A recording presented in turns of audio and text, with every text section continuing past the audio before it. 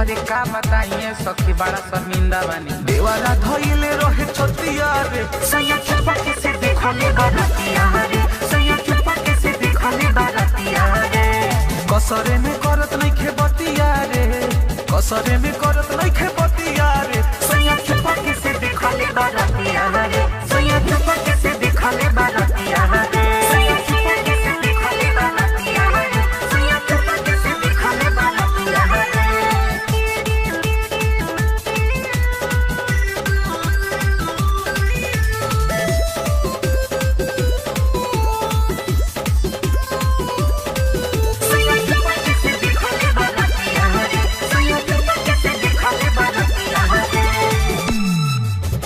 रतिया में भगनी हपिया से लजा के देवरो भी भागल रहे शरमा के।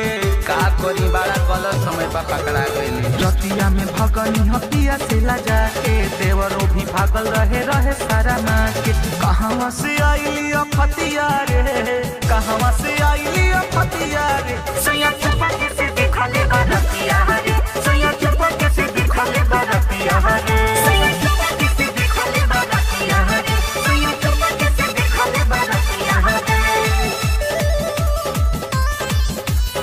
म्यूजिक बाय बीटीएस प्रेम। सैया चुपके से देखले बरतिया रे, सैया चुपके से देखले बरतिया रे। ये तनु के बात झूठे देवारा न माने, जहाँ जहाँ मौका पावे तहे लागे खाने। एकदम आशिक हो गइल बा।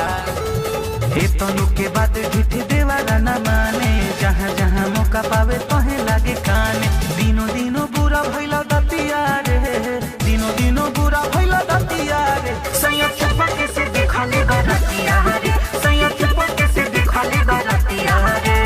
कसरे में करत नहीं खेबतिया रे। एने गौतम जी के मूड खराबे बा।